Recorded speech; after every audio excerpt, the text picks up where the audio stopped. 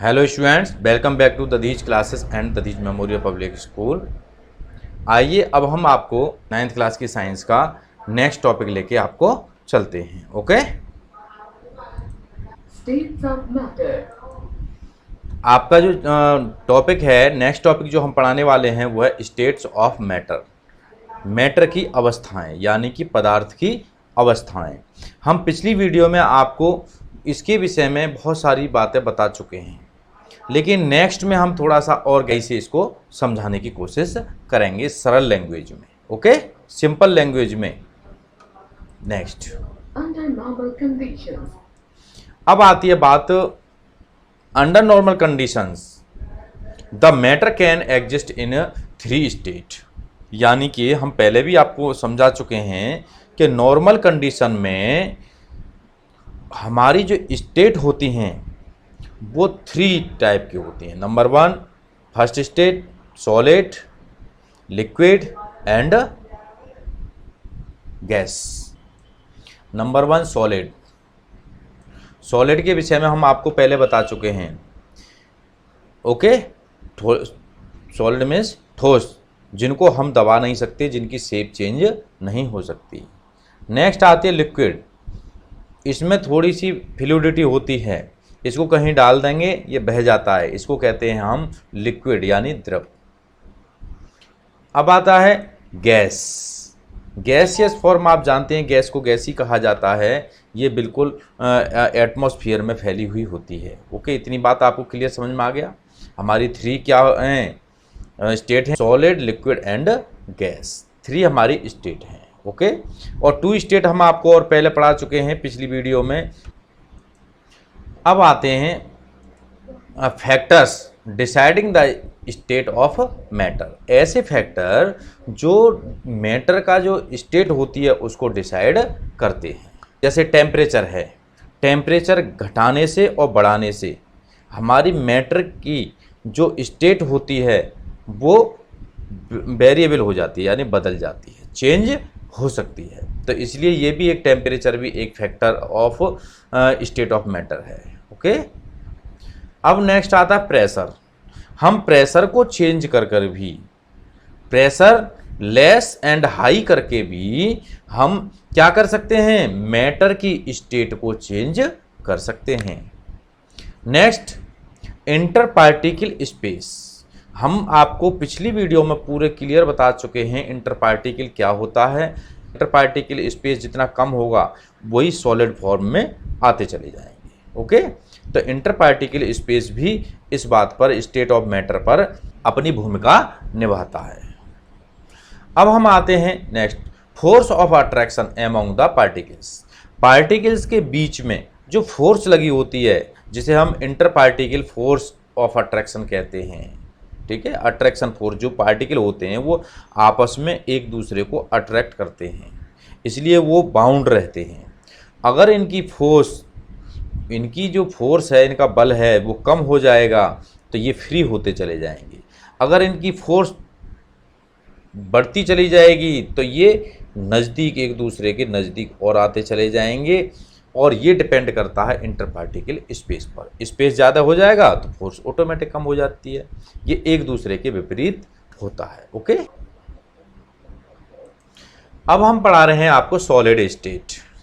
अब solid state क्या होती है, कैसे बनती है, उसके विषय में हम आपको थोड़ा सा बताते हैं। Solid can be defined as the state of matter in which the particle are closely arranged.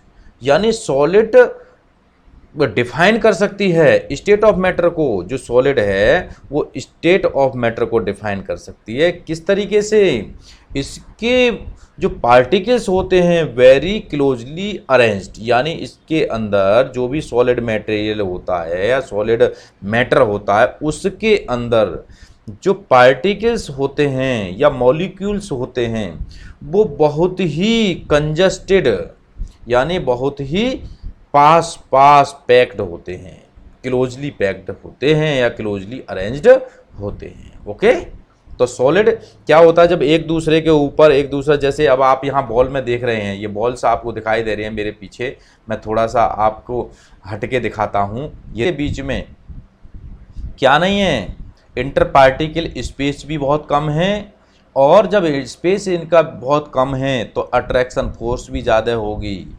Okay, समझ में आ गया ये? तो अब आइए, तो हम इसी बात से ये कह सकते हैं कि ये जितने भी सॉलिड होते हैं इनके पार्टिकल एक दूसरे के काफ़ी नज़दीक होते हैं, क्लोजली अरेंज्ड होते हैं, इसलिए इनको हम किसी भी तरीके से प्रेशर देते हैं तो कि अधिक क्या नहीं हो सकते, दबाव नहीं मान सकते, दब नहीं सकते। ओके, इसलिए हार्ड होते हैं।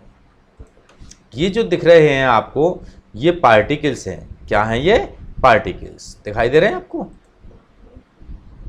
अब आते हैं हम प्रॉपर्टीज ऑफ सॉलिड्स, सॉलिड की प्रॉपर्टी, यानी सॉलिड के क्या क्या गुण होते हैं, इसके विषय में हम पिछली वीडियो में बता चुके हैं, ज़्यादा यहाँ पर टाइम आपका नहीं लेंगे। ओके, तो डेफिनेट शेप एंड वॉल्यूम, इसको भी हम बता चुके हैं आपको पिछली वीडियो में कि इसकी जो शेप होती है और वॉल्यूम होता है, दोनों ही की दोनों फिक्स होते हैं, डेफिनेट होते हैं, निश्चित होते हैं। ओके, वी नो दैट, हम जानते हैं कि the properties of solids are closely and compactly packed, यानी जो सॉलिड के जो पार्टिकल्स होते हैं वो बहुत ही क्लोजली पैक्ड होते हैं, and hard together through a strong force of attraction, और वो क्या हैं, held and held the together, और एक दूसरे को पकड़े होते हैं, through a strong force of attraction, एक अट्रैक्शन की ताकत भरी फोर्स से पकड़े होते हैं। ओके, बहुत ही मजबूती से पकड़े होते हैं, एक दूसरे को अट्रैक्ट कर रहे होते हैं। ओके, सो इसलिए the solid generally have high density, इसलिए इनकी जो डेंसिटी है अन्य मैटर की अपेक्षा हाई होती है, डेंसिटी इनकी हाई होती है। डेंसिटी का मतलब क्या होता है कि एक पात्र है, सपोज करिए 1 लीटर है, उस 1 लीटर में जितने भी ज़्यादा से ज़्यादा वजन का जो आइटम आ जाएगा वह उसकी डेंसिटी कहलाएगी। ओके, जैसे सपोज करिए हमने 1 लीटर का एक कोई डिब्बा ले लिया, उसके अंदर हमने थर्मोकोल की गोलियां भर दी और फिर उसको तोल के देखा कितना आएगी, फिर उसमें हमने लोहे की जो गोलियां आती हैं साइकिल की या बैरिंग के अंदर गोलियां निकलती हैं लोहे की बॉल, उनको भर दिया, तब तोल के देखिए कितना वजन हो जाएगा। तो अब आप यहाँ से डिफाइन कर सकते हैं कि जो थर्मोकोल की गोली होती हैं बहुत हल्की होती हैं। ओके, और जो आयरन की गोलियां होती हैं वो बहुत भारी हो जाएंगी, तो डिब्बा बहुत भारी किस में होगा, आयरन की गोली से। तो अब हम यहाँ से कह सकते हैं थर्मोकोल की अपेक्षा आयरन की जो डेंसिटी है वो अधिक होती है, यानी स्पेस उतना ही हो, जगह उतनी ही हो, लेकिन वजन ज़्यादा हो किसी आइटम में, तो वो डेंसिटी होती है। ओके, अब नेक्स्ट हम आते हैं आपको और बताते हैं, इसमें आप देख सकते हैं ये आपको बताया गया है, ये दिखाई दे रहा है आपको, ये जो दिखाई दे रहा है ये हमारे पार्टिकल्स हैं, और पार्टिकल्स एकदम टाइटली पैक्ड होते हैं सॉलिड के, वो यहाँ पर आपको दिखाया गया है। ये मूव नहीं कर सकते और कंपन कर सकते हैं, यानी कि वाइब्रेट तो कर सकते हैं। जैसे आपने देखा होगा कभी भी हम किसी भी चीज़ को करके मारेंगे तो वो आगे नहीं जाएगा, पीछे नहीं जाएगा, यानी उसके जो कण हैं वो घूमेंगे नहीं, वॉलेटाइल नहीं होते, लेकिन वो कंपन कर सकते हैं। क्यों कंपन कैसे करेंगे, एक कण में आप लगाएंगे तो वो उसको देगा एनर्जी, वो उसको देगा, वो उसको देगा, वो उसको देगा, लेकिन आगे पीछे नहीं हटेंगे वो। ओके, जैसे औरों की तरह, लिक्विड एंड गैस की तरह जो पार्टिकल होते हैं, थोड़ा सा धक्का लगा दो तो वो घूमने लग जाते हैं, वॉलेटाइल हो जाते हैं। अब आते हैं हम इसी के अंदर प्रॉपर्टी ऑफ सॉलिड्स के अंदर एबिलिटी टू फॉर्म लैटिस। अब लैटिस को हम बताते हैं क्या होता है लैटिस। देखिए यहां पर आप देखेंगे लैटिस क्या होता है। लैटिस कहते हैं जो पार्टिकल्स होते हैं उनके अरेंजमेंट के लिए ही लैटिस कहा गया है। किस तरीके से अरेंजमेंट होता है, अब यहाँ आप ये देख रहे हैं माइक्रोस्कोप से किसी भी मैटर के पार्टिकल्स देख रहे हैं। ये आपको जो सामने दिखाई दे रहे हैं यहाँ स्क्रीन पर आप देखिए, पूरी फुल स्क्रीन पर आपको ऑरेंज कलर में दिखाई दे रहे हैं, ये पार्टिकल्स हैं। अब ये पार्टिकल्स किस तरीके से अरेंजमेंट हैं, इसी के लिए हम लैटिस कहते हैं। ये होते हैं, उनके जो अरेंजमेंट होता है वो सबका अलग अलग होता है। सॉलिड का अरेंजमेंट अलग होगा, लिक्विड का अलग होगा और गैस का अलग होगा। अब आते हैं, solids are two types. Solid two type के होते हैं, crystalline and non crystalline. Non crystalline के लिए हम एमोरफस भी कहते हैं। ओके, अब आते हैं टाइप्स ऑफ सॉलिड्स। क्रिस्टलाइन के विषय में हम बात कर रहे हैं इस समय। क्रिस्टलाइन के विषय में जो हम बताने वाले हैं उसको ध्यानपूर्वक आप देखेंगे। These are the solids in which constitutes particles. Constitute का मतलब होता है कोई भी चीज़ जो है उसमें जो कुछ मिलाया गया है वो कॉन्स्टिट्यूट कहलाती है, जो जिससे वो मिलकर बनी है। ओके, तो इसने ये कहा है there are solids in, solids हैं इन विच कॉन्स्टिट्यूट, जिसके जो कॉन्स्टिट्यूट है जिससे ये बनी हुई है, एटम या आयन या मॉलिक्यूल्स जो भी है, have a regular and orderly arrangement through out. यानी कि वो पूरे के पूरे में जो रेगुलर और ऑर्डरली क्रमानुसार एक क्या रखते हैं, अरेंजमेंट रखते हैं, उसका एक विशेष अरेंजमेंट होता है। ओके, अब ये आता है नॉन क्रिस्टलाइन। अब नॉन क्रिस्टलाइन में क्या होता है वो हम आगे अब पढ़ने वाले हैं। नॉन क्रिस्टलाइन के लिए हम मोरफस भी कहते हैं। These are the solids in which constitute particle do not possess in regular arrangement throughout, कि ये एक रेगुलर अरेंजमेंट में नहीं होते, उन्हें हम मोरफस कहते हैं या नॉन क्रिस्टलाइन कहते हैं। लिटिल क्यूबिकल एक्सपेंशन, इस लिटिल क्यूबिकल एक्सपेंशन के लिए हम थर्मल एक्सपेंशन भी कहते हैं। एक्सपेंशन का मतलब होता है प्रसार, इस ठीक है। अब आते हम, the kinetic energy in the particle is so low that they can just vibrate eight their main position. अब इसमें ये बता रहे हैं कि जो पार्टिकल्स होते हैं, सॉलिड के पार्टिकल्स होते हैं, उनके अंदर काइनेटिक एनर्जी इतनी लो होती है, इतनी कम होती है कि ये केवल क्या कर सकती है, मात्र वाइब्रेट कर सकती है, क्योंकि एक दूसरे से इसके पार्टिकल सटे हुए हैं। आप यहाँ पर भी पिक्चर में देख सकते हैं, एक दूसरे से सॉलिड के जो पार्टिकल होते हैं वो बिल्कुल सटे रहते हैं। जब सटे रहते हैं तो एक में धक्का मारेंगे तो वो आगे नहीं बढ़ेगा, वो दूसरे में धक्का मारेगा, वो तीसरे में मारेगा, चौथे में मारेगा और वो आगे नहीं खिसक पाएगा। तो इससे हम ये कह सकते हैं इसकी जो काइनेटिक एनर्जी है, गतिज ऊर्जा जो होती है वो कम होती है, यानी गति इनके अंदर नहीं होती। जब गति नहीं होती तो गतिज ऊर्जा बहुत कम होती है। ओके, पार्टिकल के अंदर, इसलिए ये केवल वाइब्रेट कर सकते हैं। इनको जब हम कुछ भी चोट मारेंगे या कुछ भी करेंगे, ये केवल वाइब्रेट कर सकते हैं, ये आगे पीछे मूवमेंट नहीं कर सकते। ओके, अपनी मेन पोजीशन से, जहां ये जिस जगह पर हैं इसके पार्टिकल अपनी उसी जगह पर मिलते हैं। ड्यू टू दिस रीजन, इसी कारण solid show very little cubical expansion और थर्मल एक्सपेंशन, यानी कि यही कारण है कि जो सॉलिड हैं वो गर्म करने पर अधिक प्रसार नहीं करते, अधिक एक्सपेंस यानी अधिक उनके अंदर वृद्धि नहीं होती। Okay, as compared to liquid and gas, किसकी अपेक्षा, लिक्विड और गैस की अपेक्षा जो सॉलिड होते हैं उनका प्रसार कम होता है, एक्सपेंशन कम होता है, वो बढ़ते कम है। एनी प्रॉब्लम, क्लियर हो गया ना।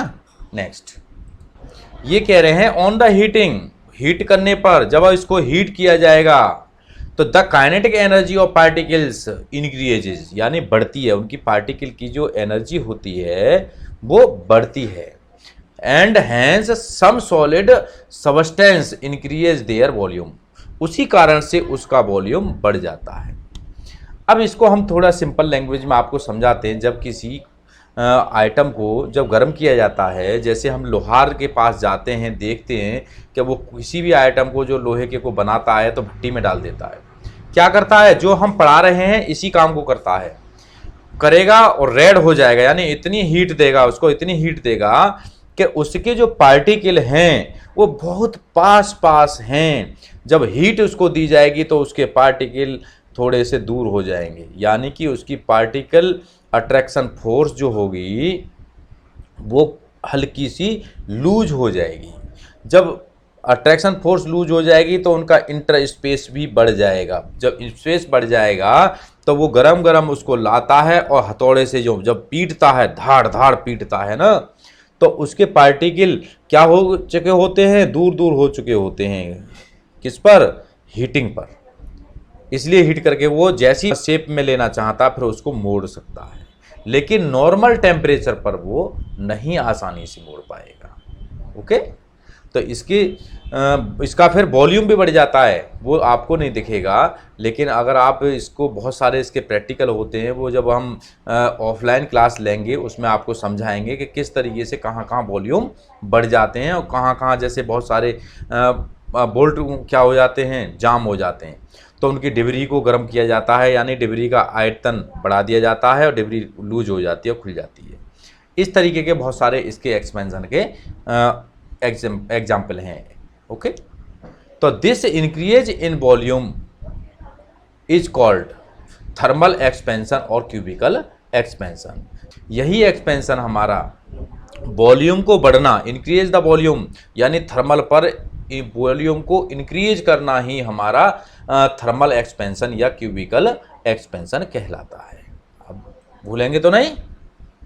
अब नेक्स्ट आएंगे, अब आते हैं हम high rigidity.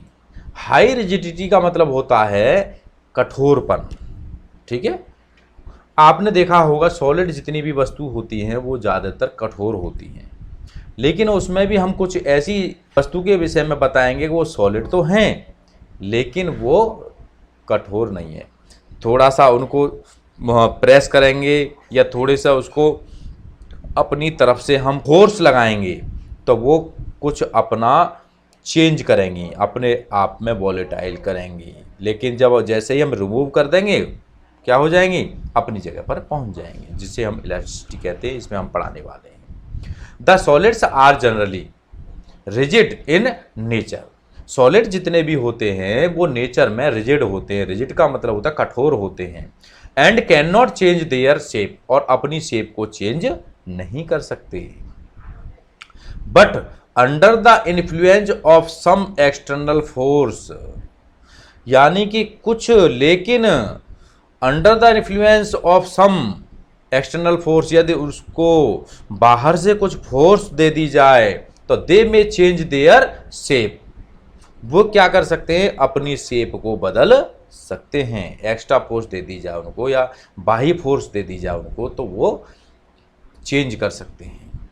And regain the same after the removal of applied force, just like a rubber band. देखिए रबर बैंड की तरह है। ओके, जैसे ही उन पर दी गई फोर्स हटा ली जाए तो वो अपनी पुरानी फॉर्म में, ओरिजिनल फॉर्म में आ जाते हैं।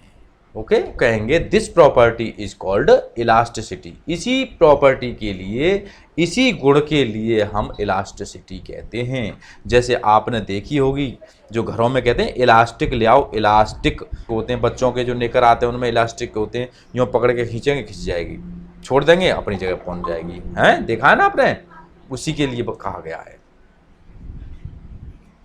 तो ये इलास्टिसिटी भी, जैसे हमारी रबर होती हैं, बहुत सारी फॉर्म होती हैं, उनको दबाते हैं, गद्दा जिस पर होते हैं फॉर्म दबाते हैं, छोड़ देते हैं, फिर ऊपर आ जाता है। तो इस तरीके की जो फॉर्म है उसके लिए इन्होंने कहा है ये। अब आते हैं लो कंप्रेसिबिलिटी। जो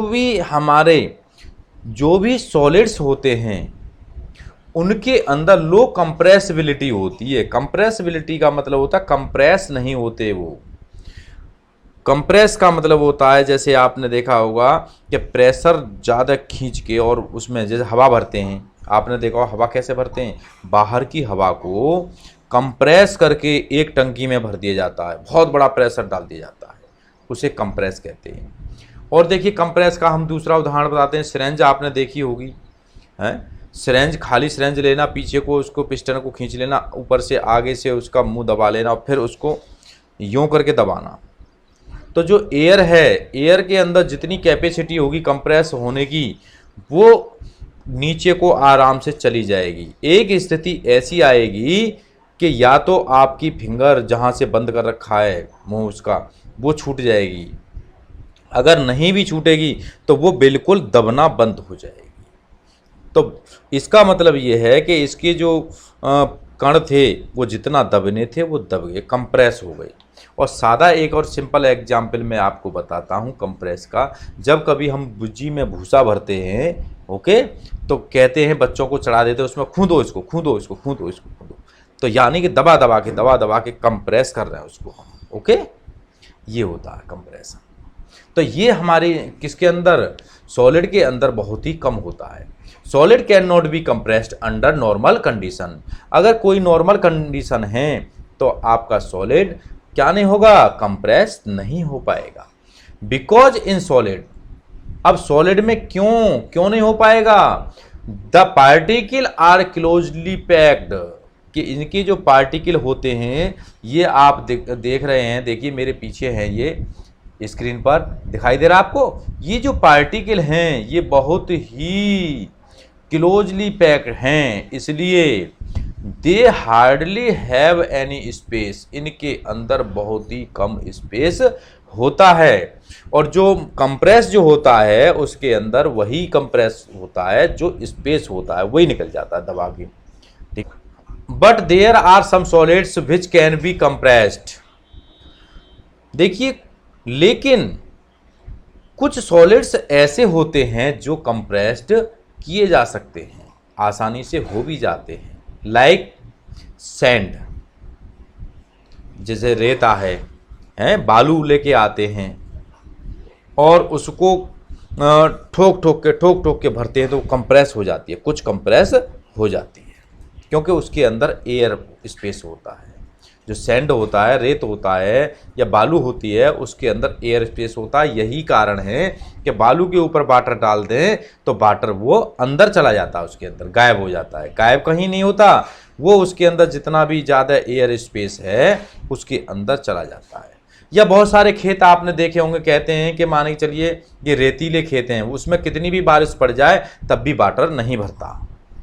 क्यों नहीं भरता, क्योंकि उसके जो पार्टिकल्स हैं वो डिस्टेंस पर होते हैं, उसके अंदर एयर इंटर पार्टिकल स्पेस अधिक होता है, तो उसके अंदर वाटर अंदर समा जाता है, उसके अंदर मर्ज हो जाता है वाटर, ओके। अगर मान के चलिए उस पर प्रेशर डाला जाए, कभी मान के चलिए कुछ उसको ठोका जाए तो वो आसानी से नीचे को ठुकते हुए चले जाते हैं, यानी प्रेस होते चले जाते हैं। क्यों, क्योंकि उसका एयर स्पेस दबता चला जाता है, इसलिए। तो इसमें इस प्रकार के देखिए स्पंज भी है। आपके घरों में जो गद्दे होते हैं, फोम के जो गद्दे आते हैं, गाड़ियों में भी फोम के गद्दे होते हैं, वो कैसे होते हैं, वो होते तो सॉलिड ही हैं, लेकिन उसको थोड़ा सा दबाएंगे नीचे पहुंच जाएंगे, एयर स्पेस होता है उनके अंदर, ओके।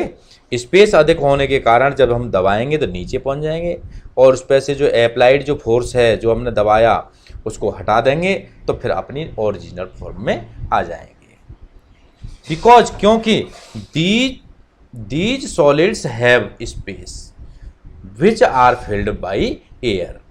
कहने का मतलब इन जो सॉलिड्स के बीच में एयर स्पेस होता है, और वो किससे भरा होता है, खाली स्पेस होता है, और वो भी एयर से भरा होता है। इसलिए जब हम माने चलिए इसके लिए दबाने की अलग से जो एक्स्ट्रा फोर्स देने की कोशिश करते हैं तो वो दब तो जाते हैं, लेकिन जैसे ही फोर्स हटाते हैं वो अपनी जगह पहुंच जाते हैं, ये होता है।